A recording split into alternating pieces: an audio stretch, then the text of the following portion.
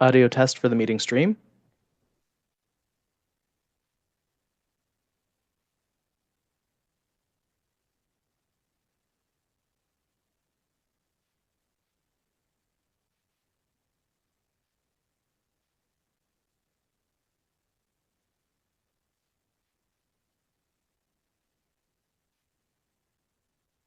Audio test 2 for the meeting stream.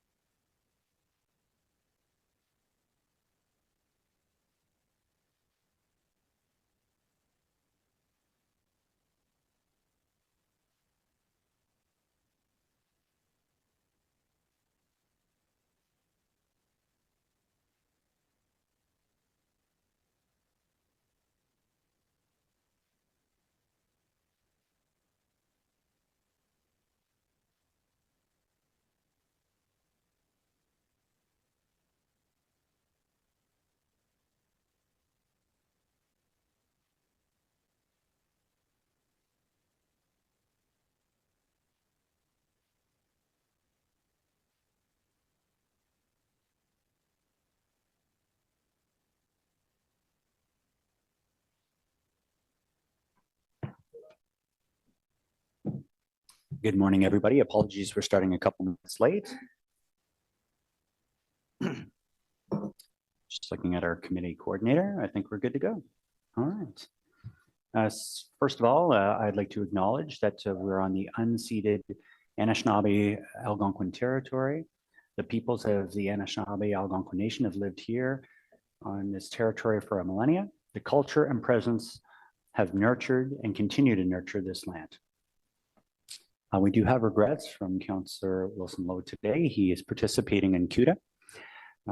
But at this point, I'm going to ask our wonderful committee coordinator, Rosa, to do roll call, please.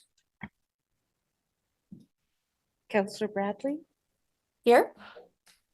Councillor Derouz, Here. Conseiller Desroches, Présent. Councillor Devine. Here. Councillor Dudas, I'm here. Councillor Gower, Councillor Johnson. Here. Councillor Lowe, Councillor Luloff, Bon matin. Councillor Troster, Here. Vice Chair Kitts. Here. And Chair Tierney. Present. Chair, we have quorum. Thank you very much.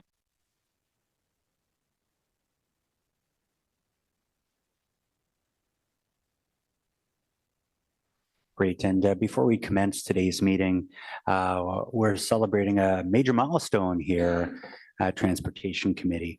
At this point, I'm going to go to the podium.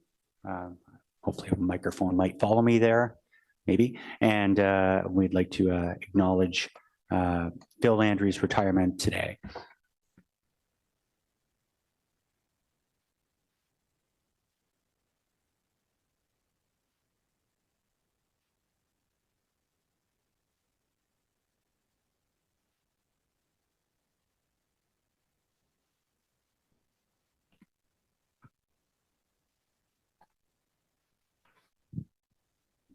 Thanks, brother. Appreciate it.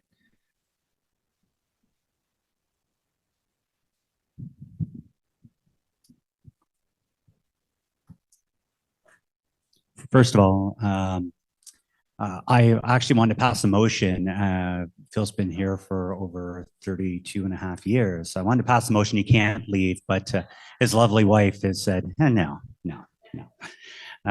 Many of you know that Phil is now retiring. And on behalf of this committee, we're honored to send him off.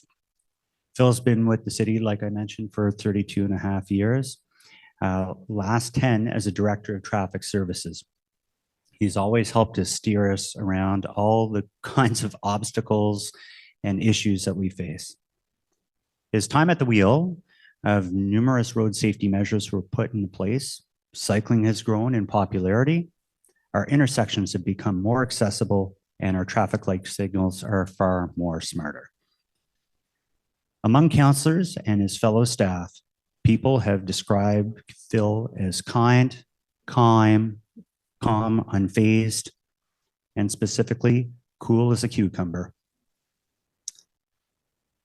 Over an impressive career, Phil has mastered the art of seeking solutions and moving things forward while standing his ground, which is why so many of the people that report to him have such tremendous respect. Phil listens more than he talks, and I have always appreciated that he takes everything to heart from even what elected officials have to say.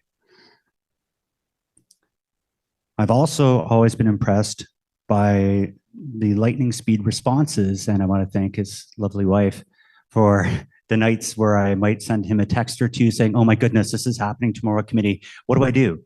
And I always get sage guidance from Phil, and that has been very helpful to myself and helpful to this committee. So thank you for that. Here's a quote from one of Phil's employees. What I think is amazing about Phil, he wasn't scared by doing the right thing. A lot of other managers don't focus on the horizon like he does. For example, that might have been the Traffic Services Equity, Diversity, and Inclusion Action Plan, the first of its kind in public works. A steadfast EDI champion, Phil set a culture shift in motion with the goal to ensure that traffic services is a good workplace for everybody. Phil championed the innovation and his commitment to exploring new technologies like loop detectors, integration of traffic system controls, and connected vehicles that earn the city its reputation for being an industry leader. Phil has encouraged in-house to continue to build right out of Loretta, forgive me, and did literally that. They couldn't find shelves that would fit computers to need to run the traffic center. And if you haven't been to the traffic center, committee members, we have to take a tour. So what did they do instead? They went out and built a new casing and a new traffic center.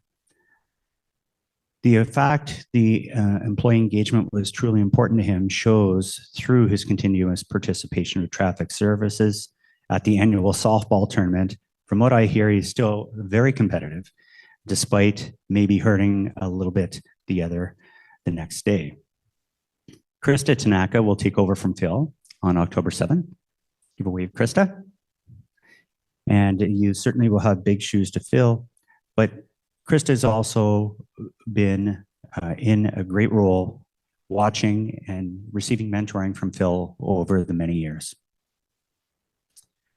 I just want to say congratulations, Krista, but more so, let's dispense with these notes here. I want to thank Phil. And before I turn the mic over for a couple of words, I would like to invite Anna Goche to come up and say a couple of words on behalf of the entire department. Thank you, Chair. I'm just going to stand here for a few minutes because I know how Phil likes to be the center of the attention. So I also want to acknowledge that a lot of the members of the departmental leadership team are here and also from traffic services. So thank you everyone for being here this morning. I want to take away also some of the items that you mentioned and really speak to Phil as a leader.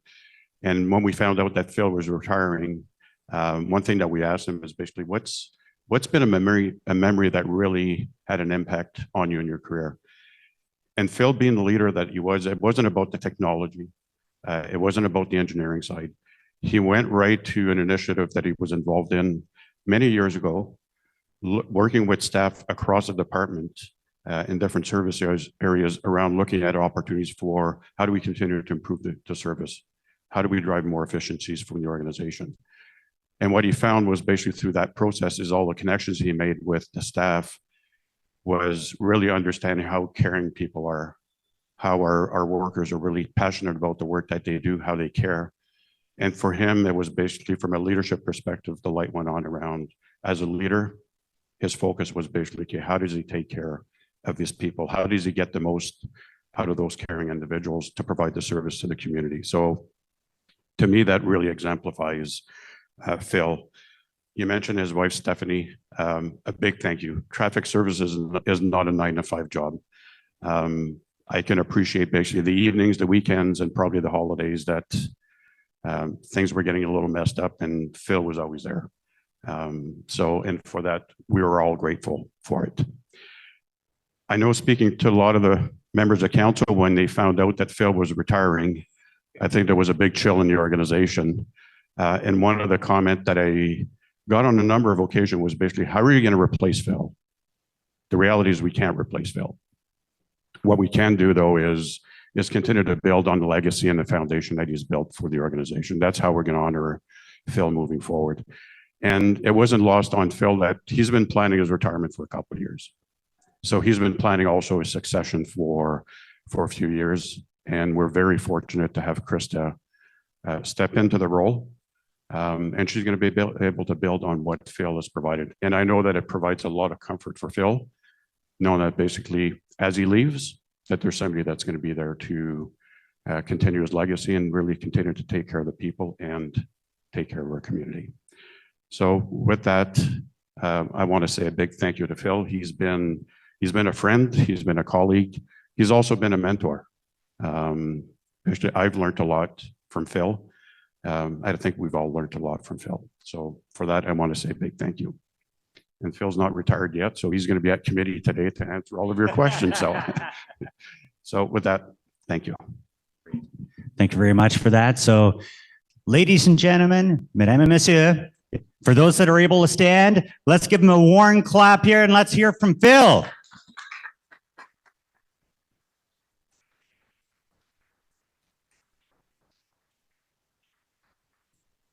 Thank you, everybody. As you probably all know, I don't like being the center of attention, so this is not the very comfortable zone for me, but I just want to thank Chair Tierney and members of council.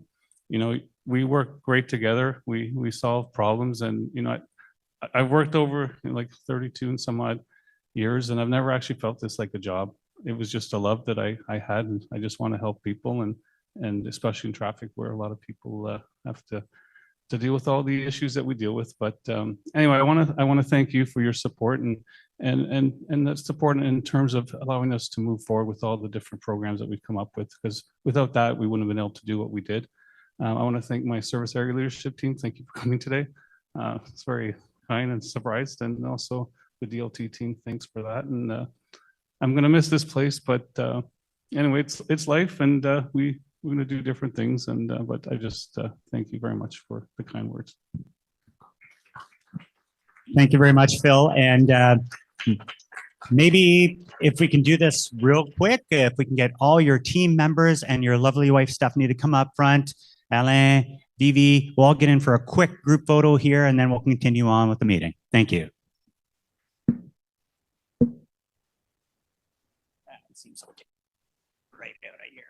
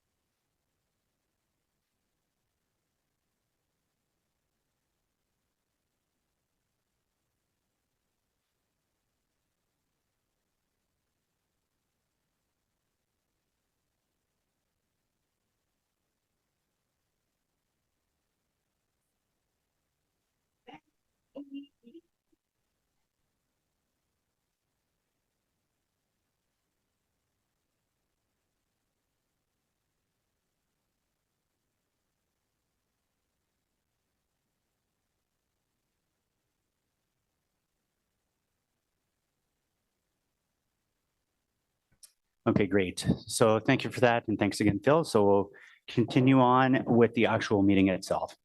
First of all, there's no declarations of interest. Confirmation of minutes for Thursday, the 27th of June, 2024. Are those carried? Good. Thank you. Item number 4, we do have a presentation from the Public Service and Procurement Canada presentation about the South Block project. We do have 2 motions. We'll get to that in a minute. And we also have a presentation as well as 1 delegation. So we'll hold those items. Item number 5 is the Office of City Clerk. Just status update. I don't do anything on that. No presentations, no speakers on that. Is that item received? Thank you. We have no in-camera items. When we do have a motion from Councillor Luloff, maybe I'll get staff to put that on the screen, and maybe with the will of committee, I'm just looking around to allow Councillor Luloff to put this motion on the table. It's pretty innocuous. Thank you. Great. So we'll get that on the screen, and Councillor Luloff, if you could read that in, please. Sure. Be resolved that the Transportation Committee approve the addition of the item Trim Road Community Safety Zone under the other business for consideration by the committee at today's meeting pursuant to subsection 89(3) of the procedure bylaw, being bylaw number 2022-410, to allow for the prompt implementation of the Trim Road Community Safety Zone if approved by council. And hold on, it's on the screen. You read it quicker than what actually it appeared on the screen. So there you go. Just for you, Chair. Thank you. I'm looking around. Did anyone want this held? And just to be very, very clear, this does not prioritize anything in way of queue jumping for automated speed enforcement. It's completely unrelated. Would that be correct, Phil? Yes, Chair, that's correct. Okay. Are we good with that? Okay. Is that item carried? Carried. Thank you. So we'll go back to the beginning of the one item that remains on the table today. And before we get the presentation from, we have Rock Gamero, is Rock, oh, Rock, and we got Justin Nang from Public Services and Procurement Canada. We do have two motions. I've requested that we read them in advance, just so there's context. And then we continue on with the delegations. The presentation. We go to the delegations, and then we'll go questions to staff based on committee members and other members. So that will be the order. So at this point, I'm going to go ahead and ask for Vice Chair Kitts to read the first motion. Thank you, Chair. Get up on the screen. Whereas the federal government, through Public Services and Procurement Canada, is redeveloping the block bounded by Metcalfe Street, Wellington Street, O'Connor Street, and Sparks Street, known as the Future South Block. And whereas PSPC has indicated that they may require the reduction of Wellington Street to only one lane of vehicular traffic for several years to facilitate the construction of this project. And whereas traffic volumes in the downtown core are returning to pre-COVID levels, and Wellington is a crucial east-west traffic spine, even more so in light of the upcoming renewal of Albert and Slater Streets. And whereas the traffic plan submitted to date would cause a pinch point on Wellington, therefore be it resolved, the Transportation Committee recommend that Council direct staff that any temporary construction encroachment permit issued related to the South Block project require that Wellington Street be open to at all times to one vehicular lane in each direction and one segregated cycling lane in each direction. And be it further resolved that if PSPC indicates that this is not possible, that staff bring forward a report to Transportation Committee prior to the issuance of any temporary construction encroachment permit for the vehicular or cycling lanes on Wellington Street. And be it further resolved that prior to any subterranean row license of occupation for Wellington Street be granted to PSPC, that staff report out on this matter to Transportation Committee and City Council. Thank you. There we go. And it just appeared on screen. We were having some technical issues. Poor Rosa's having a heart attack over here. So it is on the screen, and that will be, again, we'll discuss that when we get to that point. We do have a second motion, again, to set the context. Councillor Troster. Thank you so much, Chair. Whereas the federal government, through Public Services and Procurement Canada, is redeveloping the block bounded by Metcalfe Street, Wellington Street, O'Connor Street, and Sparks Street, known as the Future South Block. And whereas construction is estimated to be completed in 2034 and will significantly disrupt the public realm on these streets, as well as impair annual signature tourism events and local economic activity in the neighborhood. And whereas the federal government has a responsibility to ensure that as a good neighbor, it must provide support to the impacted businesses and tourism sector throughout this decade of construction. And whereas City Council approved a public realm plan for Sparks Street in 2019, and formally asked PSPC to contribute financially towards its implementation with no response received. And whereas through its approval of the term of council city strategic plan, this council has approved a strategic priority of reimagining the downtown and established the priority objectives of increasing the public realm in strategic locations and increasing economic activity, safety, and tourism. And whereas through its approval of the City Economic Development Strategy and Action Plan, Council approved action item 2.2, quote, advanced downtown redevelopment projects, and specifically, quote, secure the funding required to advance significant downtown revitalization projects, including the Byron Market and Spark Street public realm plans. And whereas the City of Ottawa will collect modest revenues from the implementation of the project. Therefore, it be resolved that staff review the temporary construction encroachment permit revenue projections from the South Block project, and be it further resolved that the staff review the financial estimates for council's priority public realm projects in the affected area, and be it further resolved that staff consider these projections and estimates as part of the draft 2025 operating and capital budget development and report back as part of the draft 2025 operating and capital budget process, and this is a long one. Be it further resolved, the Transportation Committee recommend that City Council delegate the authority to the General Manager, Development and Building Services to negotiate and enter into a memorandum of understanding with PSPC such that they commit to the following before any temporary construction encroachment permits are issued by the City of Ottawa after February 21st, 2025 for the South Block project. A, funding for the federal portion of the Spark Street Public Realm Plan design. B, annual financial support to the Spark Street Business Improvement Area for tourism destination development and programming. C, more favorable customized leasing terms for the vacant Spark Street federal properties such that real progress can be made in finding short and long-term small business retail tenants for the street. Would you like me to speak to the motion now or after we go? No, through we'll this? do that a little later on, if that's okay. And at this point, we'll go to the presentation. So now we have the context, we have the two motions in front of you, so you know where our heads are at.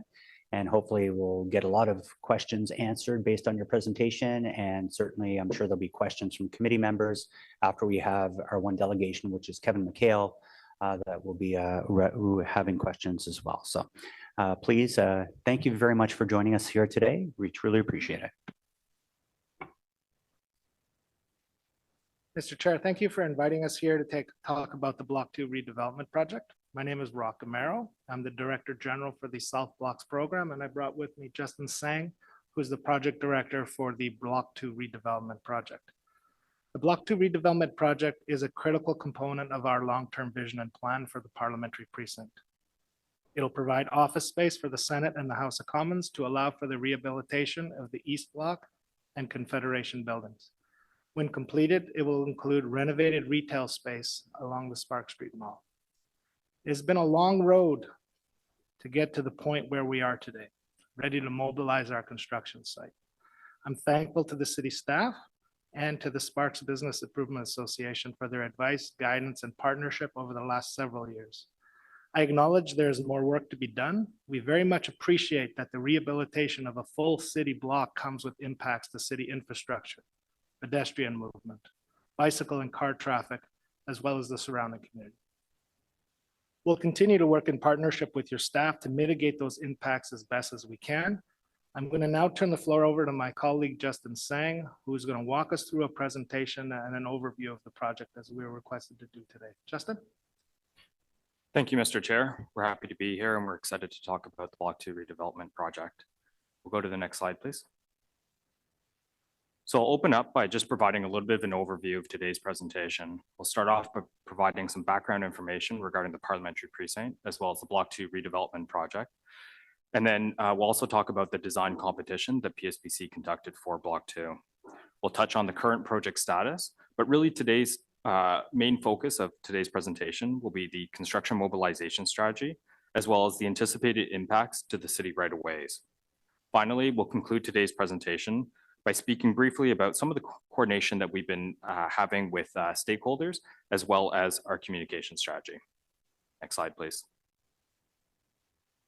So just to orient everyone within the parliamentary precinct, the image that's shown on the top of your screen shows Parliament Hill, as well as some of the most iconic buildings, the West Block, the East Block, and as of course, Center Block. Directly south from Parliament Hill, on the south side of Wellington Street, is what we refer to as South Blocks, or Blocks 1, 2, and 3. And here today, we're really focused on talking about Block 2, which is the middle block within the south blocks, bound by the streets of Wellington, Metcalfe, Sparks, and O'Connor. Next slide, please. So the image that you have on your screen here is pretty busy. There's lots of arrows, lots of different colors, but really the main takeaway here is that the parliamentary precinct is guided by the long-term vision and plan, what we refer to as the LTVP. The LTVP is a multi-year program of works to restore and modernize Canada's parliament. The first phase of the LTVP was really focused on enabling the rehabilitation of the center block. Now that that is well underway, the focus of the LTVP is shifted to the rehabilitation of other key assets, and Block 2 is one of them. Next slide, please. So the image that you have on your screen here is an overhead view of the existing buildings within Block 2. The Block 2 redevelopment project is composed of two parts. The development of a cohesive complex on the east side of the block, which is shown in the light blue color, followed by the development of a cohesive complex on the west side of the block, shown in the light yellow color. These two complexes will create critical office space to support the ongoing work of Canada's Parliament. As a separate project, there will also be a national space for Indigenous peoples, including a dedicated Algonquin space, which is shown in the middle of the block and highlighted in gray. Next slide, please. The next couple slides, we'll talk to you about the Block 2 architectural design competition, which was largely seen as a success as it attracted some of the top international design firms. So this was a design competition that was conducted between 2021 and 2022. It was endorsed by the Royal Architectural Institute of Canada, the RAIC, and the RAIC not only endorsed the competition, but they also appointed two professional advisors to oversee the entire proceedings from start to end. The competition had a highly qualified jury that was composed of distinguished professionals, architects, engineers, but also members of parliament, academia, and prominent members of civil society. The jury was also supported by a technical experts committee that also included members of city staff. The jury was responsible for reviewing all competition entries and ultimately recommending the winning scheme. The two photos that are on the top of the screen were taken during the jury deliberations. One other highlight of the design competition that I want to speak about was the process that the design competition followed, one that was open and transparent and engaged the public. As part of the final stages of the competition, each of the competitors had to make a finalist presentation to effectively pitch their scheme. And this was something that we streamed live over various social media platforms. In addition, at the conclusion of the competition, we also held a public exhibit on Spark Street, where all the material that was produced during the competition was on display and open to public for viewing. Next slide, please. The winner of the design competition was Zeidler Architecture out of Toronto, Ontario, as well in association with David Chipperfield Architects out of London, England. The next couple slides will show some concept renderings of the winning scheme. Next slide, please. As we go through the images, I'll just highlight some fun facts regarding the winning architectural team. First off, in 2010, David Chipperfield, the founder of David Chipperfield Architects, was knighted by the Queen for his service in architecture. Next slide. Again, in 2023, David Chipperfield won the Pritzker Prize, often referred to as the Nobel Prize for Architecture. All this to say that PSPC is teamed up with a highly qualified architectural team, and we are confident that the redevelopment of Block 2 will be a great addition to the city. Next slide, please. We'll now move on to the current project status, and really the main takeaway is that all of our major contracts have been awarded. We awarded our architectural and engineering contract in May of 2023 to Zeidler and Chipperfield. We've awarded our construction management contract in December of 2023 to Pomerleau.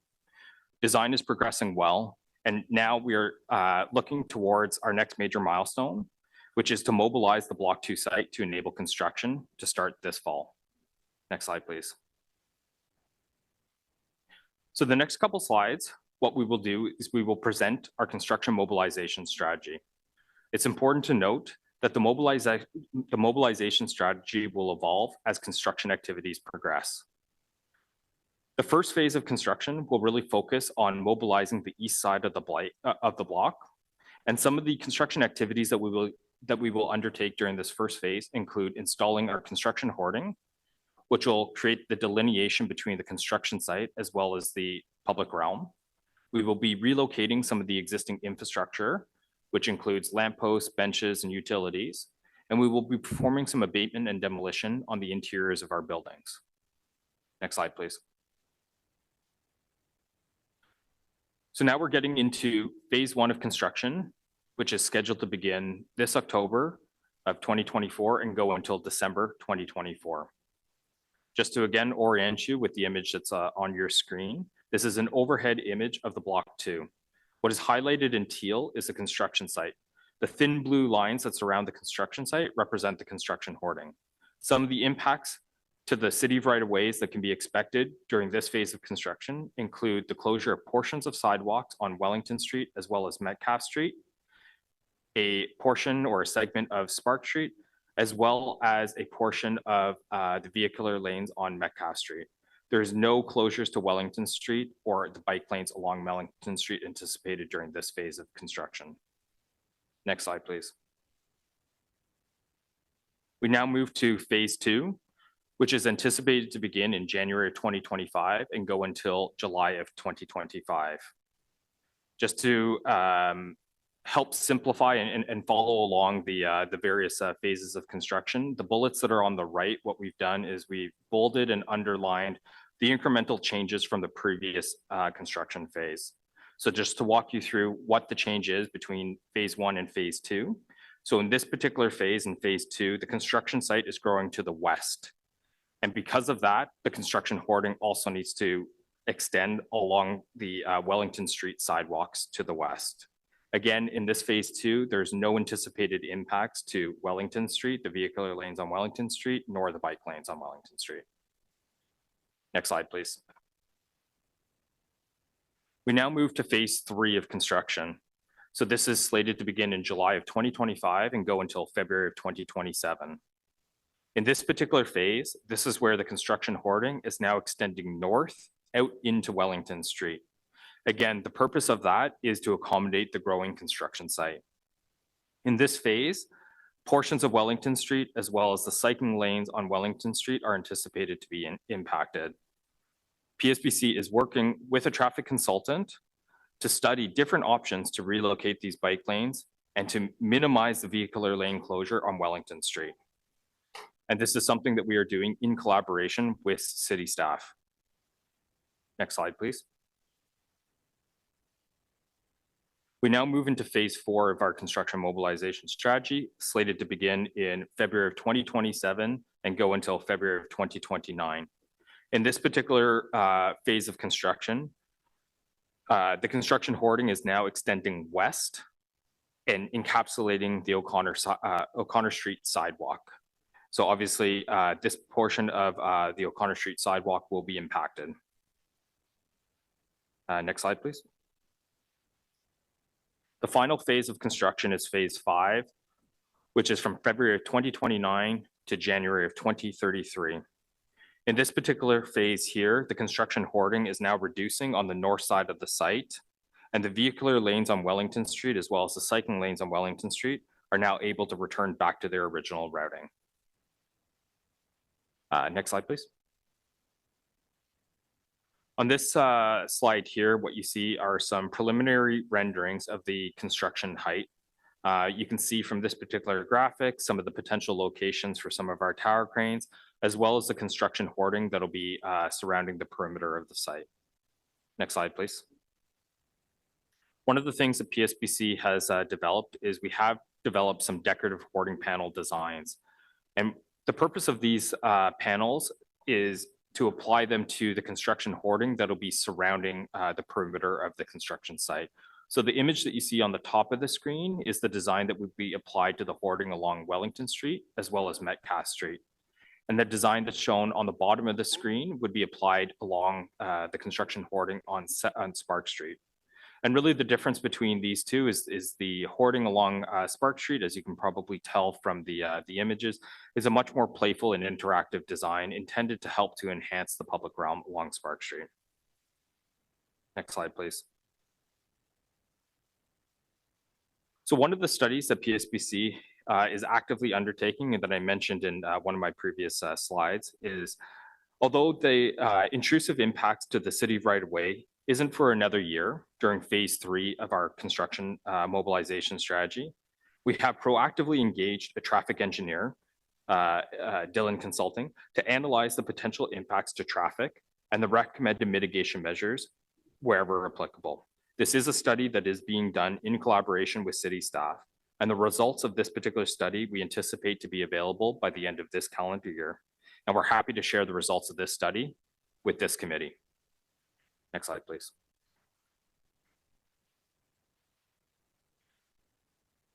So now moving on to our communication strategy. There's a couple different parts to our communication strategy. The first part is a notice of construction letter. This is a letter that we intend to issue to local residents as well as local businesses within the close vicinity of Block 2. And the purpose of this particular letter is to inform stakeholders of upcoming construction activities and potential impacts, such as closures to sidewalks and streets. The intent of this notice of construction letter is not to be a one and done solution. Rather, we intend to update this notice of construction letter periodically throughout construction.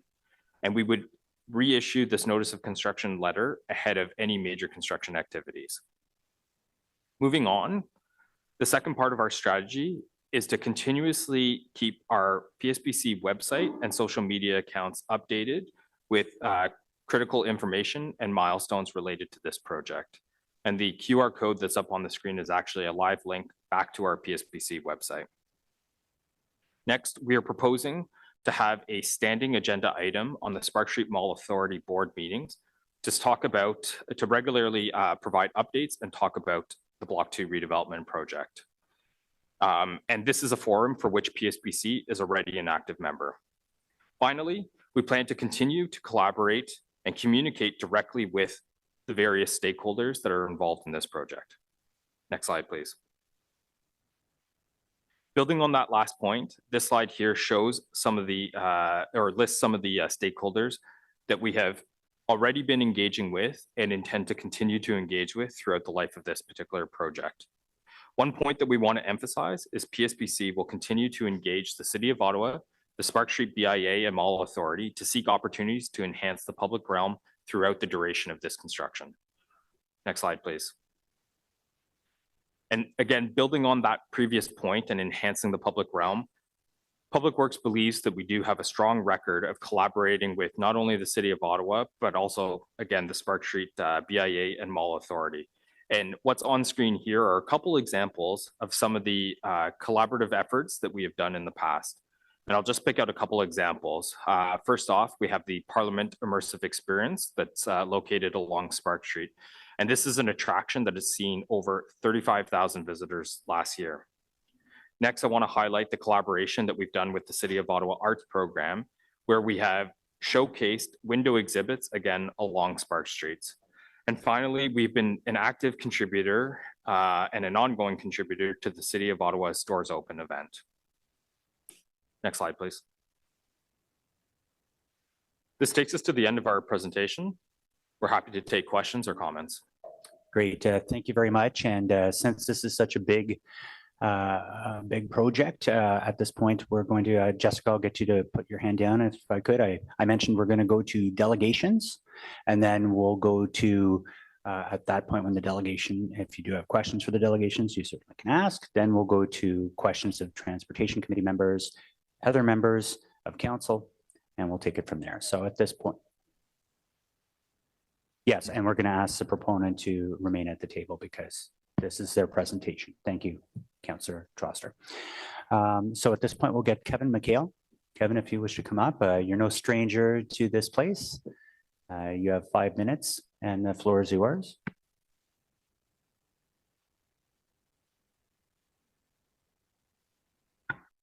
Good morning. Thank you, Chair and members of the committee. I come before you today to speak in favor of this project, despite the difficulties that it will create along Spark Street for the next decade. The working relationship between the PSBC and our organizations has greatly improved since I started working for the BIA and Mall Authority over 11 years ago. In the past, PSBC projects would move ahead seemingly with minimal concern about the impact of Spark Street and the businesses located along the street. Today, PSBC project managers are regularly updating our team, providing opportunity to comment before some projects are even formally tendered to help minimize impacts. They work with us to negate disruptions that their projects may have on our activations, even pausing and removing equipment during major events like Winterlude when it is feasible. When complete, the South Block project will bring back to life several retail bays that have been vacant for many years waiting for this project to start, and it will revitalize an empty office complex. This will be a good thing for Spark Street and downtown Ottawa. While most of the construction and delivery activities will not take place on Spark Street, the hoarding along Sparks will have a negative impact on some of the programming activations we produce. We will have to rethink how we activate the block. What will festivals and programming look like? What opportunities can we create? What organizations can we work with? Will they be short interventions, or can we do something big? How can we continue to support our property owners and businesses in the area that will be affected? With the supports that are being proposed by Councillor Troster and staff, we have an opportunity to create positive experiences for residents and tourists, potentially on a scale we have not seen in downtown Ottawa before. It will be important that together, the city, PSBC, their contractors, the BIA, and Mall Authority work together to minimize the impact on Spark Street and downtown Ottawa as the transformation of this collection of buildings into South Block takes place. Thank you. Great. Thank you for your concise presentation. I really appreciate that. Councillor Troster has a question. Thank you so much for being here, Kevin. And I'm really glad to hear about the positive relationship between the city and PSBC and the Sparks BIA. So I read in a motion that's got like a lot of technical pieces, and I just wanted to ask from your perspective. So this would require a MOU to be signed that would require the PSBC to fund the Spark Street Public Realm plan. I'm just wondering if you could give us a little history on that project and why you think it's necessary to be very specific in the language around the conditions for a building permit to include that piece. Well, I think if you go back to the original public realm plan for Spark Street that was created, that was the first time in Ottawa, as far as we're aware, that more than one organization looked at Spark Street and thought, what should we do with this place? It was the first time the National Capital Commission, the City of Ottawa, the BIA, the Mall Authority, PSBC all came together to develop a plan. The next phase of that project really got stalled out by a number of conditions, you know, federal elections, COVID, et cetera. And there wasn't a firm plan in place to get phase 2 started. So having a strong MOU that brings all the partners together, that outlines the roles that everyone's responsible for, whether it be funding, management, et cetera, will be really a key piece so that we can each hold ourselves accountable to make the project a reality. We don't want to see another downtown project just add to the stack that's in the corner collecting dust. Thank you. I mean, I'm holding a letter here that Mayor Watson wrote in 2019 to Carla Qualtrough at the time, who was the Minister of PSBC, saying that in 2017, the NCC and PSBC put together a revitalization plan. And then this, Mayor Watts is saying, it's my hope that this funding can be allocated early in 2020 so that work can start amongst all teams. And here we are so many years later. So I want to thank you for your persistence. I agree with you that this is really important. I think there's a real misunderstanding among most people that Spark Street is like entirely federally owned and run, which it's not. It's a street that the city owns, where there is real estate owned by the federal government, but where ultimately the city is responsible for its maintenance, but it is a shared responsibility. And it's been a lot of years that we've been waiting for this public realm plan for phase 2. So I'm really hopeful that even though this will cause a tremendous amount of destruction, disruption, not destruction. It will cause a tremendous amount of disruption in the core. Like, this is choking up traffic for years. I'm very, very worried about it. I'm hoping that we can get something good out of it while this construction is going on, which is a major uplift to Spark Street, which we desperately need. So Thank you for being such a great partner in this, Kevin. Is there anything else you wanted to say about any of the motions that were put forward today? I mean, the one that Councillor Kitts wrote in also insists on maintaining two lane bi-directional traffic for both bikes and vehicles on Wellington. And I just want to emphasize that the original plan that I saw had an entire direction of traffic closed off for years on end, which would be unacceptable. So I'm just wondering if you have anything more to say. Well, to that point, I think that's an example of PSBC coming at us early on in a project process. And I would say that, you know, Rock presented to us years ago, even before this project got to the point of becoming an international design competition. So we've been very much at the very beginning of this project. Yeah, the flow of traffic is important. The reality is that Wellington is a major east-west connector through the downtown core space. I was here at this very group talking about that a little while ago. The maintaining the flow of traffic, maintaining it open, it's as important for the operations of our businesses to be able to get deliveries for service providers to come through, as it is for the general impression to the public that downtown Ottawa is open. It was very difficult to be on Google Maps or something and see Wellington closed, and it tells people who are coming here, especially people who aren't residents, that it makes the space very difficult to navigate. With lane reductions, it won't be as navigable, but it will be. People will still be able to get through. People will still be able to get through by bike, by car, by bus to the destination that they're hoping to get to. So maintaining that those lanes is going to be very important. My last question is, there's also major city works going on at the same time, specifically on Slater and Albert. I'm just wondering if the revised plan, if you have any concerns with it, or you think it mitigates those challenges as well, because it's a lot happening in a very compressed part of the city, both city construction and now federal construction. I don't have as intimate knowledge of the Slater Albert project. I will be going to the open house tonight. But I think the key to the whole thing is, again, it's going to be coordination and communication between everyone involved.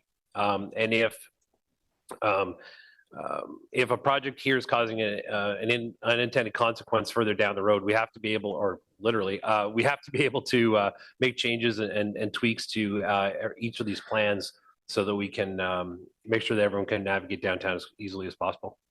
Okay, thank you very much. I appreciate all the work that you do, and the Sparks Street BIA is a really exceptional partner with the city. Thank you so much. Thank you. Thank you. Councillor Plante. Bonjour. Hi, Kevin. Nice to see you. I'm going to also echo what Councillor Troster just said about your BIA being an important partner in the city. I have 3 wonderful BIAs as well.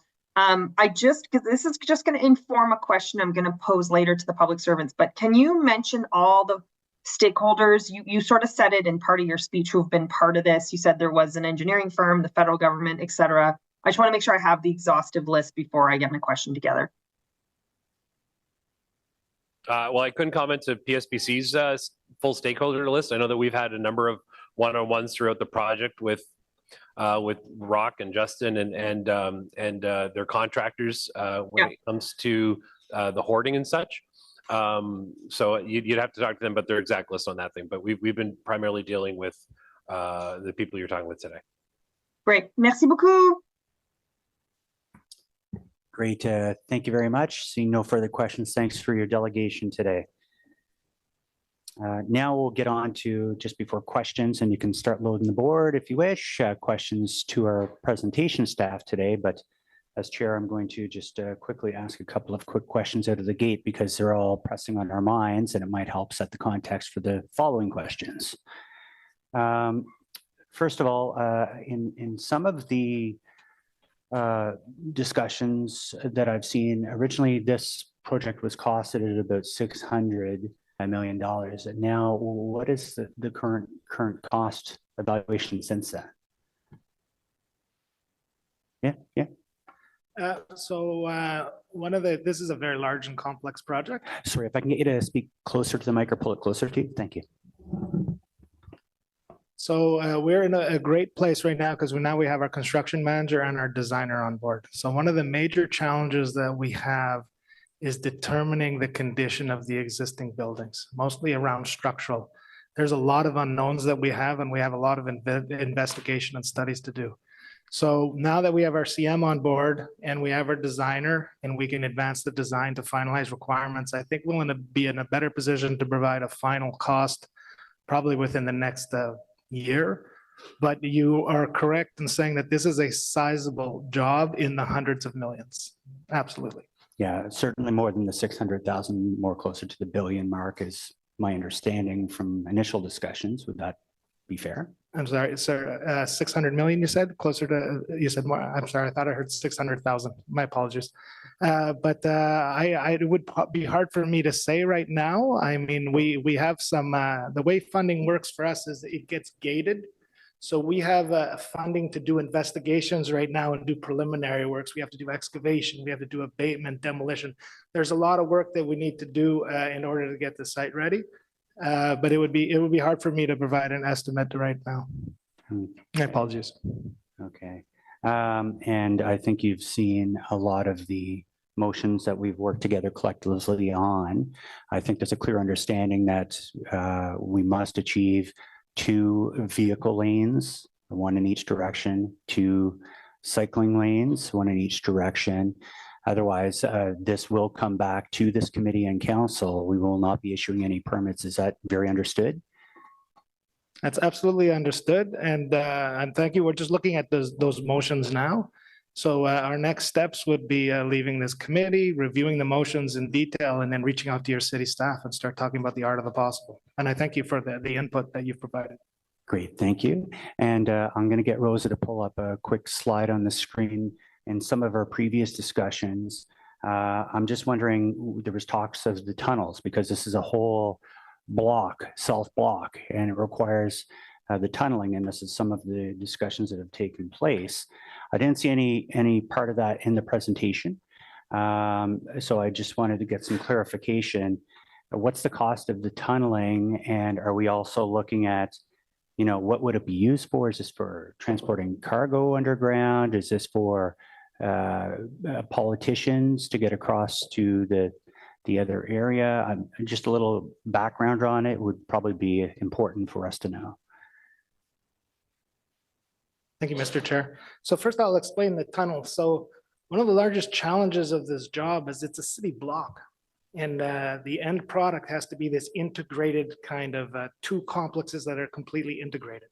So when we started reviewing it, we realized we wanted the most efficient use of space in the building, and we didn't want multiple loading docks at individual buildings. So now that it becomes an integrated, complexes, if you will, with 1 loading dock, and we would reuse the existing loading dock that's on the west side of the block, it allows us not to have other loading docks. So in order to get goods through the building, we need to have the buildings interconnected. So that's why just in front on the north side of the block, under the Wellington sidewalk and street, we had proposed to have a corridor that would go across the building. Now this would be a multi-use corridor and it would only be 1 single level, but we need to run utilities through that. We need to run goods and services. And also we need to have a pedestrian path in order for people to go from what used to be building to building, but now within that integrated complex. Now, in terms of your second question, I believe, Mr. Chair, was the cost. Now, as I said, we're working on costing everything out right now. Sure. It's less of a separate tunnel the way you would think, and it's more integrated into the different complexes. So it would be hard to provide like an individual cost for just that because it's not tendered individually. It's not a separate works, it's integrated. But when we have the full cost of the project, I can assure you that it will be part of that. Yeah, and I think that, you know, they always remind us we're 1 taxpayer. And so I think a lot of people have that on their minds, certainly. And of course, the original tunnel sets, it looked like just a couple. Is there plans to expand the tunnels? Like, is it multiple tunnels making those connections? Yes, so for the Block 2 project, we'll have that corridor in front.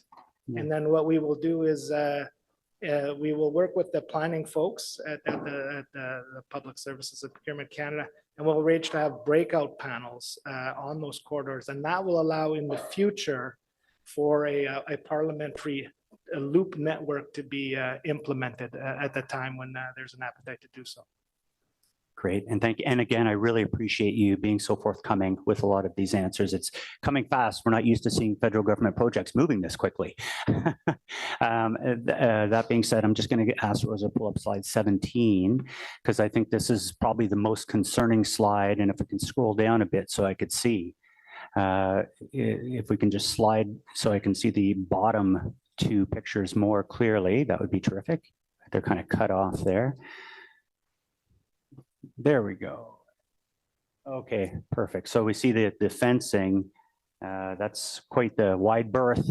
I don't know if this is a prison yard for politicians or what this is over here, but certainly it's quite the gated area around there that will create that pinch point.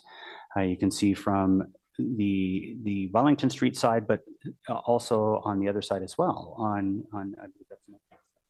the Metcalf side. So in that one block, and I just remind people, it's a pinch point. Is it required, in your opinion, to have that much? Because you can see you can pretty much drive two cars. You're taking quite a few lanes of traffic. In your professional opinion, is that a requirement of this project? Because it's certainly a little different than some of our other projects, which might see especially on demolition, contain things on site. This seems to be much larger and a much longer scope of project. 9 years is quite a long time. So if I could ask for your feedback on that. Thank you, Mr. Chair. And I will turn it over to Justin for a second, but I will say ahead of time, I made the same observation myself. And to the members of the committee, I always caution with renderings for construction. Okay. So when I looked at it, does it have to be that bad? Could it be better? Or is it the worst case representation? You see cranes in that photo. I'll be transparent. There might be a third crane. We don't know yet. It's early days. This is our best thinking. But I'm going to turn it over to Justin to talk about the need to narrow traffic on Metcalf and the other points that you made. Thank you. Yeah, so just building on what Rock was saying, these renderings are diagrammatic in nature, and the exact amount of space that we need, whether it's on Metcalf or Wellington, these are things that we're still actively reviewing with our construction manager, Pomerleau, and as well as reviewing with city staff. So these images may not depict what actually comes in place. And I mean, really one of our guiding tenets throughout all of this is obviously trying to minimize the impact to city right-of-ways. Wonderful. And just before I turn the floor over to my colleagues, one final question. Again, this is independent of any discussions, to make it clear, of anything to deal with the sale of Wellington Street, if that even happens. This is a completely independent project. Would that be the correct assessment? Because I know there's some politics at play. We sent an MOU. It's never been completed. We don't have an official offer of any sort. We've confirmed, but that's what is driving the two together. And I want to be able to separate the two. Is this a separate project from this entire discussion around the political side, which is the sale of the street? Mr. Chair, that's an accurate assessment. Thank you. Wonderful. Thank you. And so we'll go to committee members. We got Councillor Bradley. Thank you very much, Chair. You've asked a lot of my questions with respect to the project, so I think my questions are more for our city staff. My first question is just a point of clarification around the motion that Vice Chair Kitts brought forward. The second, therefore be it resolved, asks that if the proponent cannot keep Wellington open as outlined in the first, therefore be it resolved, staff are asked to bring a report back to TRC before issuing permits. So could staff outline what that report would look like and what decision points would be asked of committee at that time? Chair, thank you, Councillor, for the question. This project will be permitted primarily through temporary construction encroachment permits that are permitted under the encroachment bylaw 2003. That delegation of authority is provided to staff to issue those permits. The effect of this motion would be, should traffic services and right-of-way staff not be able to determine an appropriate construction deployment with PSPC that doesn't keep 2 lanes open for peds and for cycling, that effectively my branch would return to this committee with a report seeking direction from committee and council on whether to issue that permit or not. Okay, thanks for that. I mean, typically we don't get into the weeds of approving temporary construction encroachment permits, and that's usually delegated to staff. So maybe this is for the proponent. If the committee decided to not issue the permit, what impact could that have on this project in terms of timelines, etc.?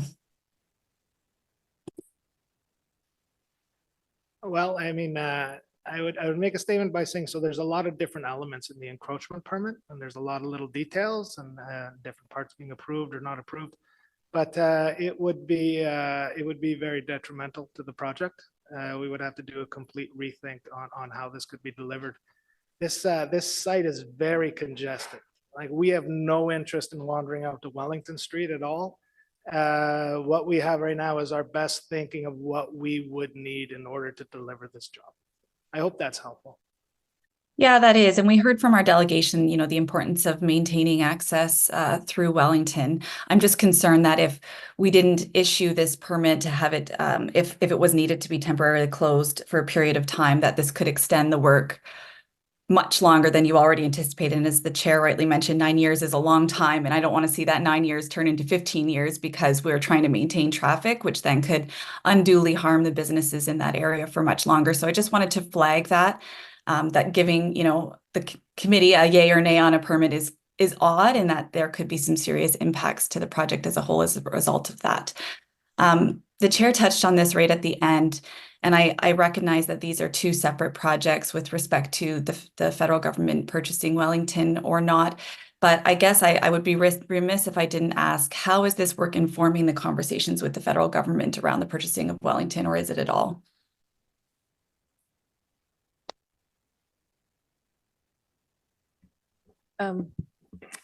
So Councillor, you're asking if this South Block project is part of the discussion on the other issue? I mean, I guess I would think that if the feds had an interest in purchasing Wellington and there's a potential that council might not approve closing Wellington, that might put pressure on them to come to the table to purchase Wellington so that they have control over that street. So I'm wondering if that has been part of the conversation at all.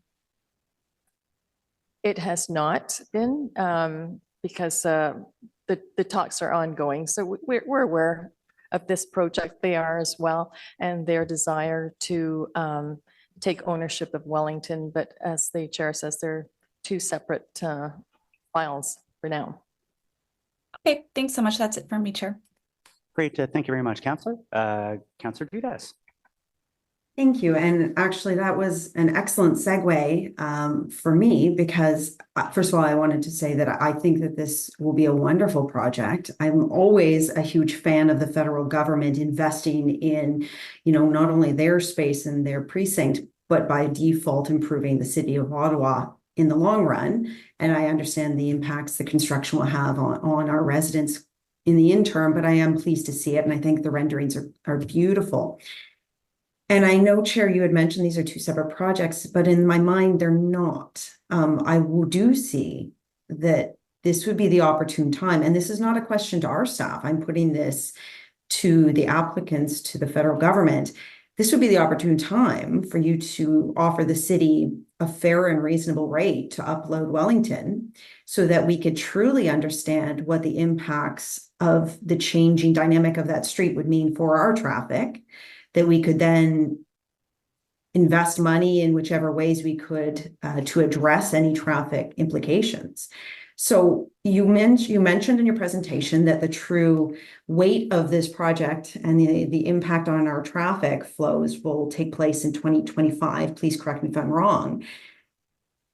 Does that give you enough runway? And once again, this is not to city staff. They're doing their due diligence. There's conversations I'm not privy to.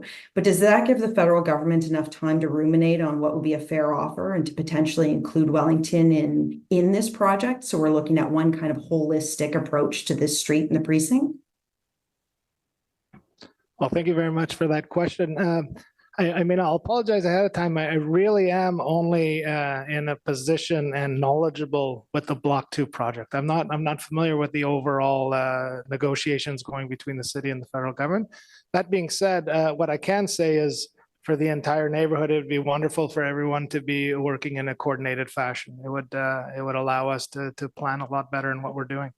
I fully agree with you on that. So I would love to see that we pursue that discourse because I think it makes sense for our residents as well, so that they know what it's going to look like. And then we don't go through 2 construction projects or 2 closures. You finish this part of it, you go to the next one. The other thing I wanted to ask, and once again, I know I'm pulling at all sorts of different projects, but this is all the same area. The city of Gatineau had previously come to our council, our committee, and proposed the idea in concept of a tramway that would have gone along Wellington. You know, originally we had pitched the idea of Sparks. We'd have that conversation. The NCC, the head of the NCC at the time had indicated he was in favor of this. Does this come into any kind of piece of this conversation, or is that just on the back burner? Well, for us in the development of and the delivery of the Block 2 project, what we do is we watch the dynamics and what's happening around us, and we try to prepare for different eventualities. I'm not familiar with where the NCC stands on a number of this stuff, but I would be happy to take your comment back to the officials on my end and have them reach out to the NCC if that's helpful. Well, I think it's just a matter of, I'm seeing that there's a number of different groups, Gatineau, Ottawa, the federal government, that all would like to do beautification and improvement projects on one street in one area. And my concern is, unless we do a once and done project, we're going to see as residents, as citizens of the city, a massive decades long impact on not just traffic, but just the public realm. So I would like for those conversations to continue. And I think that if we had a kind of fulsome project that incorporated whichever pieces are able to go forward, that would be beneficial. I also wanted to ask, and I fully understand that Spark Street does fall under municipal jurisdiction, although once again, the federal government does have ownership over the vast majority of the buildings. Can we expect to see any kind of flow over improvements to that street because of that project? I saw that you had the construction hoarding. That's not what I mean. I mean, like, will you be improving, the the paving stones, or like what will you be doing that we can see that we might be able to also piggyback on as we improve that space? Yeah, so as you saw, it's a very long project. There's a lot of runway to collaborate with the city and with the Spark Street Business Association. I do think there's a good opportunity for us to improve some of the area directly around the building. Ideally, it would be good to have some kind of coordinated plan with all parties in place that we could contribute to. But again, the Block 2 project is largely about rehabilitating the buildings and taking care of the footprint immediately around those buildings. Okay, thank you very much. As I said, I would like that.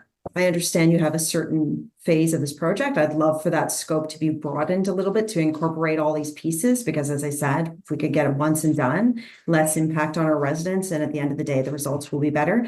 And my question is to the chair, actually. Will we have an opportunity to speak to staff separate from this piece, just about traffic flows and implications, or is that part of this element of the question period? Certainly, we have them at the table now, Councillor, if you wish to ask the question. I just have one more question, then I'll pass it over to my amazing colleagues.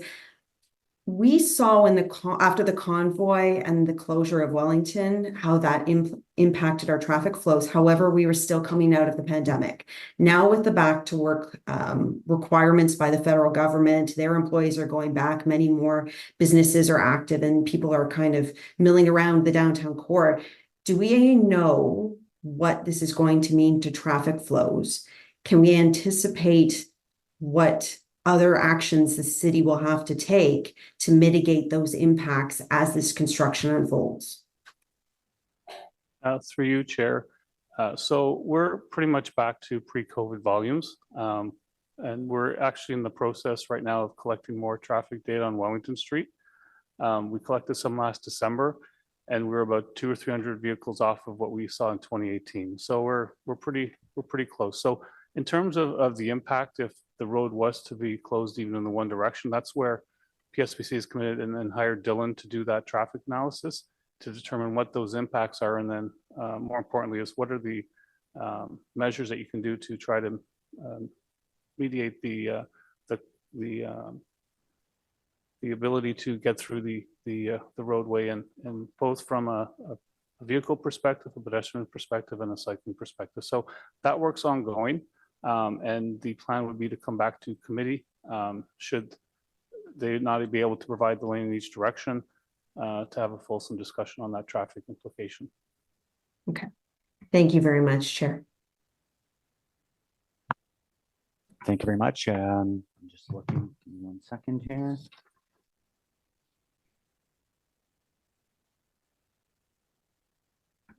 Councillor DeRoche. Okay, I'm next. Okay, I didn't think I was, but Same rules as your committee, Councillor. It's good. You're committee good. members You're first. good, Chair. You're good, Chair, as I always say. Thank you. Thank you, first of all, to the delegation for your presence today, and welcome to City Hall. You will get peppered with a lot of questions, and I know you're going to do your best to answer them. Again, welcome to City Hall. This is the kind of dialogue that needs to happen at this level between the federal government, which is often a one-way street. So if you walk away today with any kind of impressions, please walk away that certainly I express my appreciation that you're sitting here at the table and talking about a tremendously important project to the city of Ottawa, and that we're having this level of conversation. I wanted to ask you, I see you're doing your best effort to minimize the impact on the downtown, on what is an extremely complex project. Can you talk about how many workers would you anticipate would be part of this project that would be in the downtown core, contributing in some ways to mitigating kind of, again, the economic impact as we see with construction projects right across the city?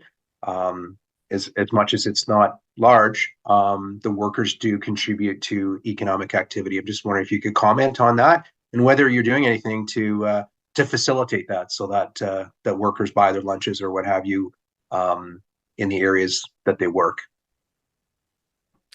Thank you for that question. I've worked on a number of other projects in the neighborhood, and we find that there is a lot of business that comes in the restaurants at lunchtime and the bars, and especially after work. On the West Block, we had up to 1,000 people a day, 1,000 workers, and that was on the other side, up on the hill. Right in Spark Street, at the peak of this project, I think I could safely say we would have about 700 people on site a day contributing to the project, and they would be right in the heart of restaurants and businesses. I think there'll probably be a very positive economic impact to those businesses. So in one way, while we will be, having construction impacts and it may not look as pretty as you're used to, those guys will be frequenting your bars and restaurants. That I'm quite positive of. Okay, thank you for that. And again, thanks again for your presence today. Just shifting to our staff chair, can you just explain a bit better this encroachment permit and so when we issue a permit, we have a fee. I assume that's what we're talking about. And what's the intent of this fee? I guess one of my concerns is we're turning these fees now into kind of a grants and contribution program to do an offset. So what is this fee for the encroachment permit, and what's the scale of this? If you could just provide some detail there, thank you. Thanks for the question, Councillor. The encroachment permits rather are issued on a 90-day basis. So they are issued for 90 days and renewable every 90 days and have various terms and conditions in them. The encroachment fee is comprised of two components. The first part is about a $1,000 fee, which covers staff time for the administration and inspection of the encroachment. The remaining portion of the fee to be paid over the 90 days is a rental revenue. And that's to provide the city with an incentive to encourage that the work is done as quick as possible, quite frankly. It's not to cover staff costs, it's an occupancy of public space charge in effect. And that rate is established by council through the budget process and is charged on a square meter and by the day for each project. And do we have any anticipated idea of the cost here that we would, or the revenue that would be collected in this context? Councillor, we're still working through PSBC's final deployment for the first phase. But at this point, I believe the first phase, which is the initial 90 days, would be $120,000 for the 90 days. Okay. So this project is upwards to 9 to 10 years. So it will be modest in terms of its overall revenue in terms of our budget, but it will be likely in the range of a few $1 million over the decade. For this project? Yes. Okay, and are you aware of any situations where we've done this? Do we charge? So I guess, would we charge ourselves? And like we have been very disruptive, I hate to say it, right across the city for construction projects on business. We don't charge, and we've said to businesses that it's short-term pain for long-term gain, and we don't have a lot of tools in a toolbox to help. So again, this is what I'm concerned about, just in terms of you know, the difference here and the difference where we're undertaking the LRT work, which is significant. So have we done this historically in any other context that you're aware of? Chair, the bylaw was put into effect in 2003. It is a citywide bylaw, and we do administer the bylaw for all public and private projects citywide. The revenue allocation for temporary construction encroachments is approximately $6.5 million a year of revenue that comes to the City of Ottawa for this program. And just again, are you aware of other circumstances where we've directed the revenue to specific projects as a result of disruption? Chair, while it is an infrequent ask, there has been two similar decisions by council in the last year to redirect these revenues to other public realm projects that were before this committee.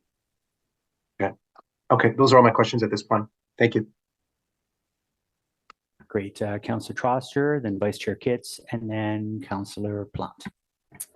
Thank you so much, Chair. I have some questions for the project proponents. Oh yeah, no problem. So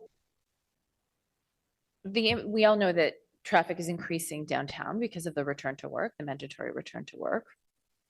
Here's my question. I posed this question to you in private previously, but I wanted to get it on the record. In situations when you know that traffic impacts will be particularly high, is there any communication with the federal government as an employer on whether they might be more flexible on those days or on those weeks in terms of requiring in-office work? Because I think we have a situation where a federal government project is going to cause a tremendous traffic impact. And then we have public servants who need to get to work who will be frustrated by additional traffic, when in fact it's being caused by their own employer and not by the city. So is there any opportunity to interface between the human resources decision to require in-office work 3 days a week and the impact of this project on those workers who will be trying to get to work downtown? This is the first I've heard that approach. I apologize if I wasn't at previous briefing. I'm happy to take that back and bring it up to officials on our end. In terms of EHR policies and the return to work, our project doesn't have much say in that, but it's an interesting proposition. Yeah. Know that this is above your pay grade or like a completely different department. But all I'm saying is that if we want to take an integrated approach to how this project is going to affect the city, I'm going to hear from a lot of really frustrated residents if they can't get where they need to go because of the impact of this project on traffic. And that is a decision that is directly impacted by the federal government mandate to return to work and this piece of construction, right? So I just want to make sure that the pieces are all working together, because we hear the frustration, but in this case, both are federal government decisions that are having an impact.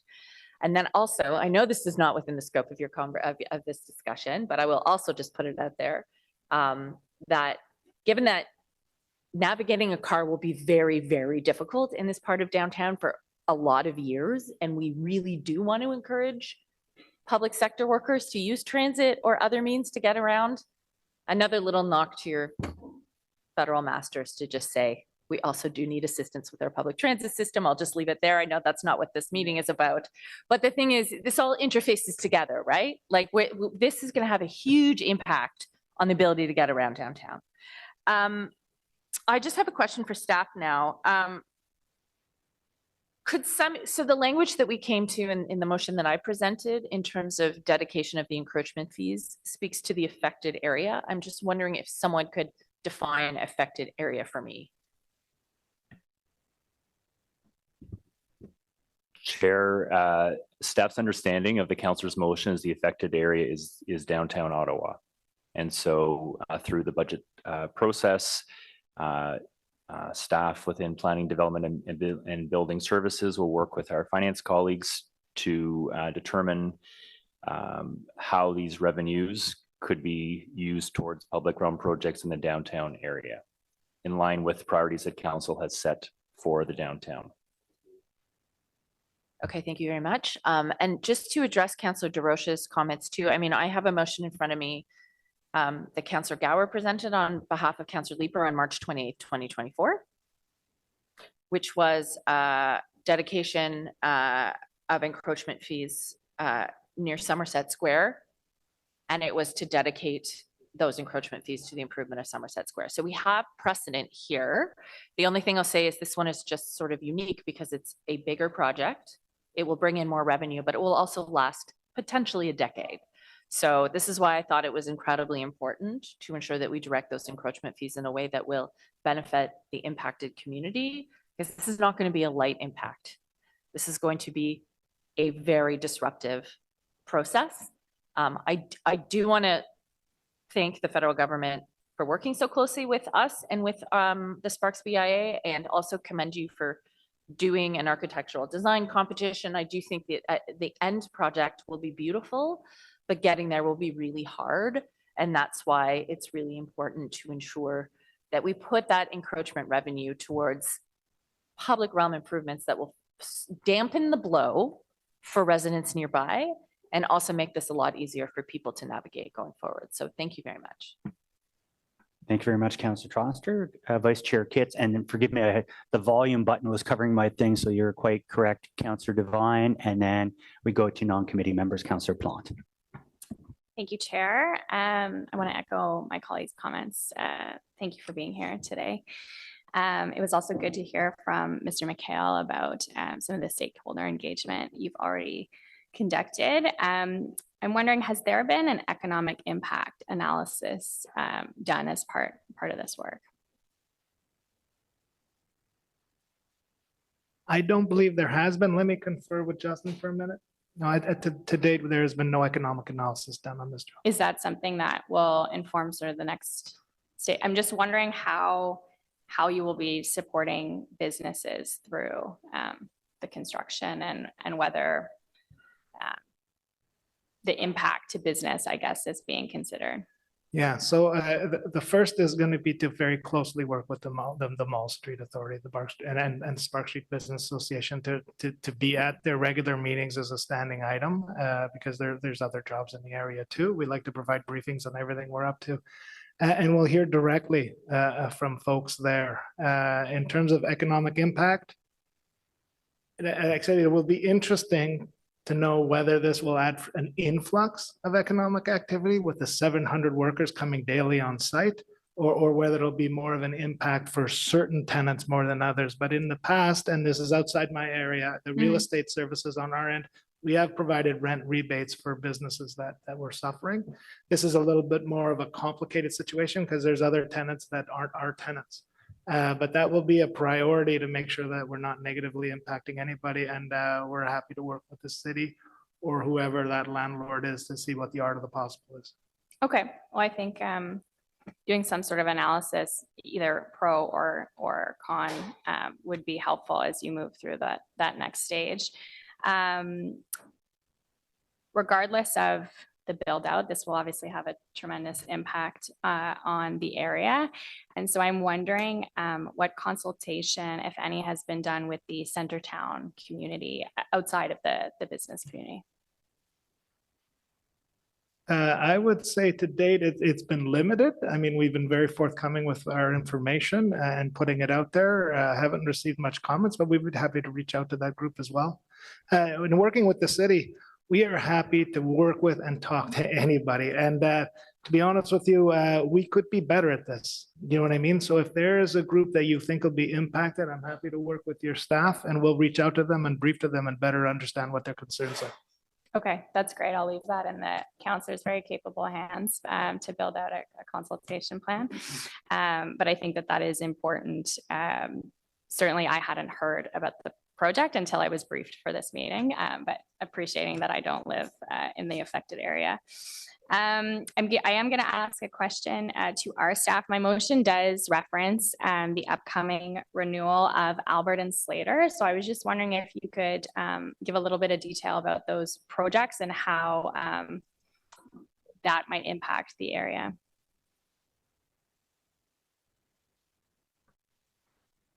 Councillor, I'll start, and I believe my colleague, Ms. Duclos, the Director of Infrastructure Services, is on the line. This project is being coordinated through our Capital Construction Committee, which is an internal staff committee made up of staff from Mr. Laundrie's team, my team, Infrastructure Services team, Asset Management team.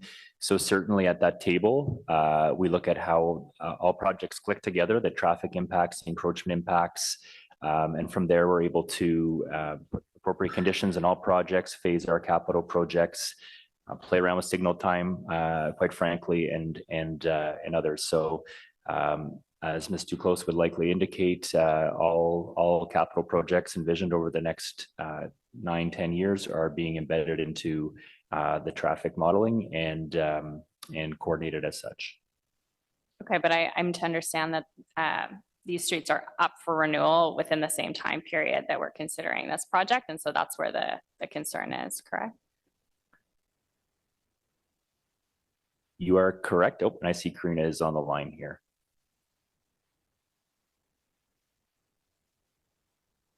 Good morning, Chair. Thank you for the question, Councillor. There are a lot of work in the next years that we are coordinating. So I kind of have to repeat what Court says. We take all this into consideration. We plan based on all the information we have as much as possible, and we pivot if we need to. So for example, if there is a change on Wellington in the future, we will have to look at what we have and what are the impacts that will cause, just as an example. No, I appreciate that. I think it's important to look at the area holistically. You know, obviously the proponent's going to focus on their impacted area, but we have a network that we have to consider. So I think that's an important consideration. Thank you. Thank you, Vice Chair. Councillor Devine, and I'm sorry, Councillor Plant. Then we have Councillor Luloff, and then it'll be yourself. Thank you, Chair. Thank you, Mr. Gamiro and Mr. Sang, for being here. I appreciate your willingness to engage. I appreciate that you mentioned that you're happy and looking forward to talking to everyone. At the same time, I'm gonna recognize and assume that you are not the official federal spokesperson either for the sale of Wellington or for the federal government's return to office policy. So I'm not going to put any pressure on you to answer that or any other questions that we would love to get answers for. At the same time, I think this debate here today certainly sheds light on at least my desire that whatever does happen with the negotiated sale or not sale of Wellington, it'd be nice to have closure on that, because I think what we are seeing here is the lack of closure is having a significant burden on our decision points on how to work in line with your project. One concern I guess I'm having is that we're getting a lot of new information, really quickly here, and having to make a decision on it that may have an impact on your project or on our city. The information in your presentation here today, it may have been available, I'm not sure. I'm just getting it now and understanding the impacts. The information in the motions that are being presented today is my first time hearing it. And there's it feels like there's a conflict of competing interests there, where we have a worthwhile objective, i.e. the historic development of our public realm, a development that would have positive impacts on Ottawa residents for generations and generations to come. That is in conflict with a legitimate concern on behalf of the city of the long-term, less long-term, but the impact that your project would have on traffic flow. So what I'd like to know is the impacts on your project that would come from the passing of this motion. So again, I'm only having seen your project description for the first time here today. I'm only seeing what comes in the motion the first time here today. In the first be it resolved clause of this motion, where any construction encroachment permit issued related to your project would require that Wellington Street be open at all times to one vehicular lane in each direction and one segregated cycling lane in each direction. If that is what is being discussed here, based on your current understanding of your construction project, based on where you anticipate your construction project may go, is that requirement that we are putting upon you, is that even possible? I'm in the same position as you, where we are just getting the motion and digesting it now. However, I'm going to ask my colleague Justin to see if he can provide some initial thoughts on that motion as we continue to try to figure it out. Yeah, I mean, certainly it does pose some challenge. I mean, what we have shared previously with city staff is what we felt was, you know, a good and reasonable plan, and it did show some impacts to closures on vehicular lanes. That said, you know, the work isn't done. You know, we are taking that back. We are trying to look to minimize that impact to both vehicular lanes as well as cycling lanes on Wellington Street. But, you know, certainly we're not in a position here today to commit and to say whether it is feasible or not. It is something we're happy to assess.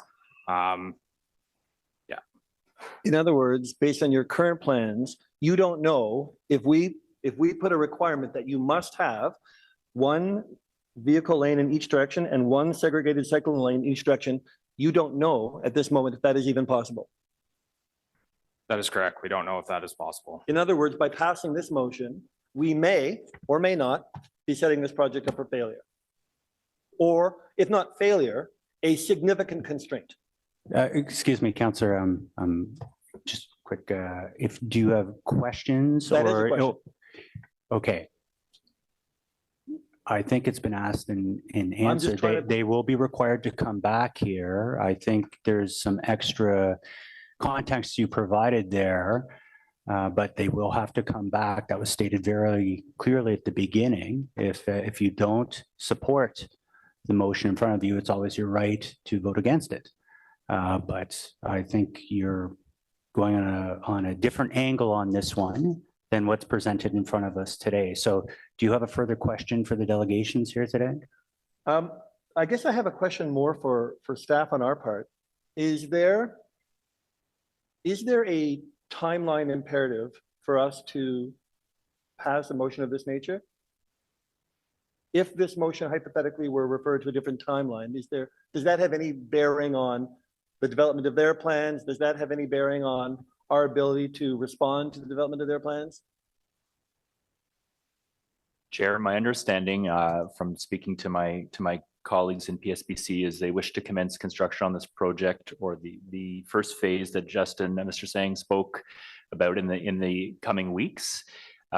Phase 1, phase 2, which really take the project out to July 2025, can proceed completely with permits issued by the City of Ottawa, because it does not involve the vehicular lanes or pedestrian cycling lanes rather on Wellington.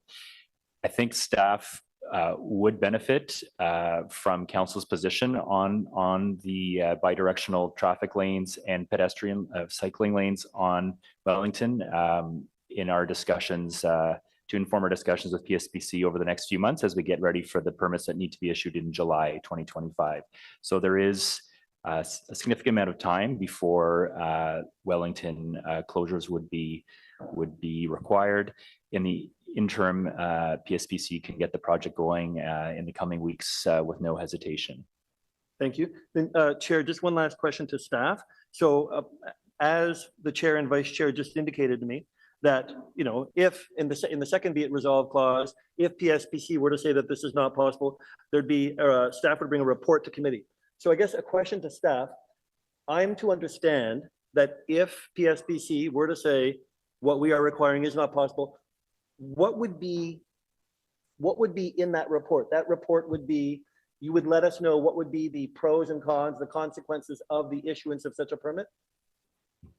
Thank you, Councillor. First of all, I have trust that the PSPC team with their consultant will find a solution to address the motion, the requirement to have at least one lane per direction. Right now, we have 2 lanes per direction. So we're just asking, you know, try to mitigate the impact by giving us half of the space. Anything can be engineered, and I'm sure that they will have a good consultant team working to help us achieve that. So then you're asking something that hypothetically, if they come back and they say no, then we will be reporting back to committee with the impact on the traffic, because that's going to come up through their analysis, as well as the impact on their PSPC's work plan. So you'll have all that information before you in February. I think that's when we're going to come back, and then you can make a decision based on the facts that will be there. Thank you. Thank you, Chair. Great, thank you. Councillor Luloff. Thanks, Mr. Chair. How are your 700 workers going to get to the job site? And do you have a plan not to further compound congestion in the area? At this point, I don't have any knowledge on how those 700 people will get to the job site. I will say that we'll be at the peak of construction. For the first few years, it'll be a minimum amount of numbers, maybe might reach 150. It'll peak at 700 and it'll start declining. But I mean, I can later on into the project try to grasp on who gets the subcontracts, how they're lining their workers, and then figure out how they're planning to get to work. But at this point, we don't have that level of a detail of a plan. I know this wasn't your decision, but the federal government really doesn't like to think about how people are going to get to work, do they, before they make decisions like this? I mean, we have to realize that these discussions come in a context that we're really ignoring here. You know, with return to work that's been mentioned, a possible tram that's been mentioned right adjacent to this site, the dispute that's ongoing between the federal government and our municipality regarding about $100 million in payments in year of taxes, the lack of support from the federal government and other orders of government on public transit that would help people get into downtown. I'd much prefer to have this conversation out of this silo so that we can solve these issues in a comprehensive manner rather than siloing and misfiring like we tend to do. We should be taking a 30,000-foot view of this project and, you know, and see the entire context of everything that's happening in our downtown core right now. And we should realize that these decisions are truly interconnected and that they have interconnected externalities that need to be addressed. I think that Ottawa residents deserve better than us playing make-believe that's not the case.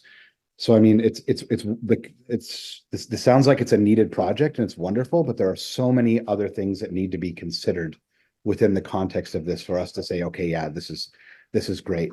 You know, I had a resident call me while we were in this meeting, his first time going downtown in quite some time, to go to a specialist appointment, and because today's one of the days that all federal workers are shoved in back to work, and we had an accident on the highway. He missed his appointment by an hour because he didn't even get off at his exit until an hour after his appointment was supposed to start. Our downtown, when it comes to traffic, is a mess, and it's great that we want to ensure that, you know, politicians and departments have a place to go into work across from that beautiful, you know, vista of Parliament Hill. But if we don't have a plan that's not going to further compound the issues that we're dealing with, I think that's something that needs to be looked at in a more holistic way. Thanks. Great. Thank you for your comments, Councillor Luloff. Finally, Councillor Pons. Merci beaucoup, Monsieur le Président.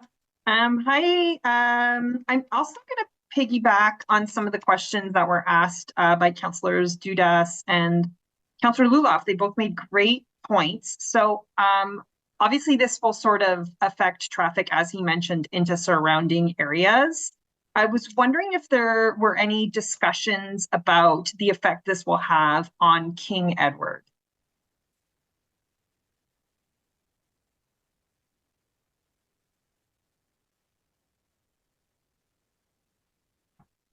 I know right now we are working out the details, collecting city data, choosing when we're going to sample the traffic flow as part of our Dillon study. We were happy to add any, we've let the city, we'll be choosing a number of intersections we want studied. If the city would like, we can add King Edward or any other street that you think is pertinent. We value and trust their judgment as the traffic experts for this jurisdiction. So there was already a traffic study done on King Edward by the NCC last year, discussing obviously the truck traffic and the regular traffic. It's on the NCC website and I can send you the information if you want. But then, Councillor Luloff talked about, taking that holistic view. And I believe it was yourself that mentioned that there will be rent rebates for the tenants who, have to sort of use the word suffering through this construction. Has there ever been a discussion about providing those same kind of rent rebates to, for example, the truck route on King Edward, or if there's any effects on King Edward going forward from this? It's already pretty bad. I'm not familiar with any discussion that's ever been had about rent rebates for people on King Edward. Okay, and just to give you some perspective, and I know I talk about this a lot because I think it's very pertinent. I've been now to several heritage, transportation, and planning meetings around sort of federal government projects in the core. And these are great. These are going to, help public servants who are a lot more affluent than the people who live along King Edward. I have 2,000 Ottawa community housing doors. I have 2 historically Black churches on King Edward, 2 injection sites, and 600 shelter beds. So if someone could, maybe we could start having a conversation of unclogging some of the truck traffic in that area, because it seems like there's all these really nice, wonderful projects that are happening to very affluent people, and the poor people on the other side of downtown get completely forgotten about. And Councillor, maybe that's a message they can carry back to their federal government partners. I would appreciate that. Just knowing that we're dealing with another item here, but certainly it is a valuable conversation. And I'm seeing some nods that certainly that's something that they can carry back to their federal counterparts on the Hill. So could they, sorry, Chair, if you will just indulge me for a minute, could I have their email addresses so we could follow up on this in a couple weeks? Because it seems like I do get the runaround a lot on this file, which I'm sure you're familiar with. I get the ball passed back and forth between the province and King Ed and the Fed. So if we could we'll ensure the clerk provides that information to you after the meeting takes place. Thank you very much. Thank you so much, Chair. I appreciate it. No problem. So I'm looking around. Before you leave, I just have a couple of quick minor follow-ups, and I do want to thank you for coming out here today. This is always a interesting discussion, and it's like a 3-ring circus or juggling. There's 3 balls in the air at once here. I did want to follow up on Councillor Luloff. The tram project, is everything pretty much in a silo? Like as we had mentioned, the Welling Street purchase discussion, obviously there has been no offers or interaction between us and the federal government at this point. There's still a MOU outstanding. You're not aware of any of that. The tram system, I'll just ask all at once just to make it easier. The tram system, $2.5 billion project, could have impacts on that. Do you guys talk to each other on that as well? Or is it pretty much in silos? I just want to understand that. So how we best approach this, if it's together as one package or completely separate. And I know it's a tough question. It's more political, but I'd like to hear from you. Yes, as I said, we're here representing the Block 2 redevelopment projects. I'm not familiar with any developments on the tram or the Wellington Street purchase. Thank you, Mr. Chair. Great, thank you. And on that note, obviously, we take fiscal responsibility very seriously in the city. Some other ministers might not think so, but we certainly do. And that's why we have these discussions. Just in a wrap up real quick, and I'm not looking for a response, more of just some of the frustrations we feel. And I have two hats.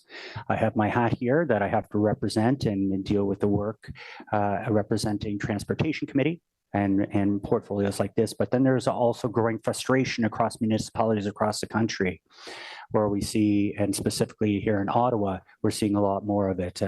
We hear about, $1 billion for a south block.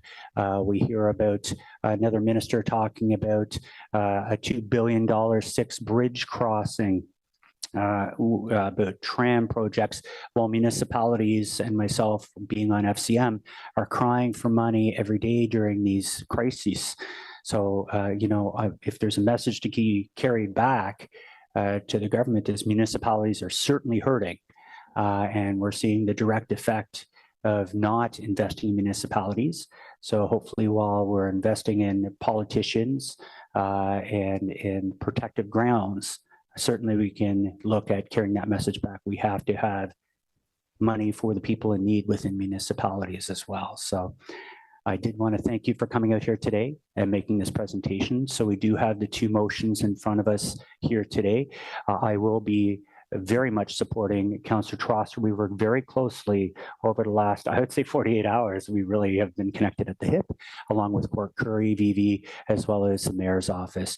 So on Councillor Trosser's motion, is that item carried? Carried. Mr. Chair, can you just record my dissent on A and B? Thank you. Sure, certainly that has been done. And when it comes to the motion that Vice Chair Kitts has moved on behalf of us in regards to ensuring automobile traffic and cycling traffic remain, failing that, they will have to come back here. And yes, we will have to determine the future of the project. Is this item carried? Great. I would register my dissent on that, Chair. Great. So noted. Councillor Bradley notes her dissent. Saying that, I'm going to go back to, I believe it's been the gremlins are in the computer system today, everybody. So please thank Rosa. We do have one thing we have to go back to, and I believe it has to go on screen, and Councillor Luloff in his beautiful sweater vest is going to quickly read through this because there is a problem technically on the screen, and we have to reread this, and we have to carry this item again. So Councillor Luloff.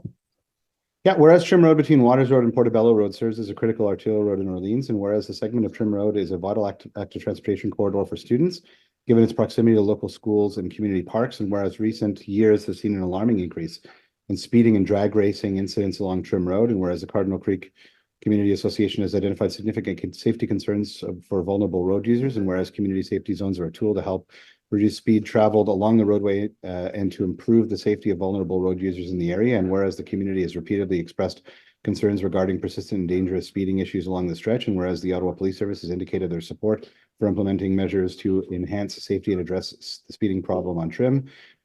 And whereas the community safety zones in Ottawa are established via delegated authority above the General Manager of Public Works and the Director of Traffic Services, we'll miss you, Phil, within locations that meet the council-approved criteria for the installation of automated speed enforcement, whereas the segment on Trim Road between Waters Road and Portobello Boulevard does not meet the council-approved criteria for ASE, and whereas based on the speed survey conducted in July 2024, the Trim Road, Portobello Boulevard, Spring Ridge Drive, and Spring Ridge Drive has an operating speed of 73 kilometers an hour and an average speed of 65 kilometers an hour. Therefore, be it resolved, the Transportation Committee recommend the council approve 1, designing community safety zone at Trim Road between Waters Road and Portobello Boulevard, and 2, installing corresponding signage as soon as practicable and prior to the end of 2024, if feasible. This is supported by the community and by the Ottawa Police. Let's give them the tools that they need to double fines in this area so that we can end the drag racing strip. Thank you very much. All right, thanks a lot, Ron Burgundy. Is that item carried? Yeah, carried. I don't think Ron could have read it that fast. I like the Ron Burgundy thing. Okay, so anyway, back to the meeting here. So that concludes the meeting. Adjournment. The next meeting will be October 24th, 2024. We are officially adjourned. Thank you very much, members of the committee. Thanks, Chair. Great job.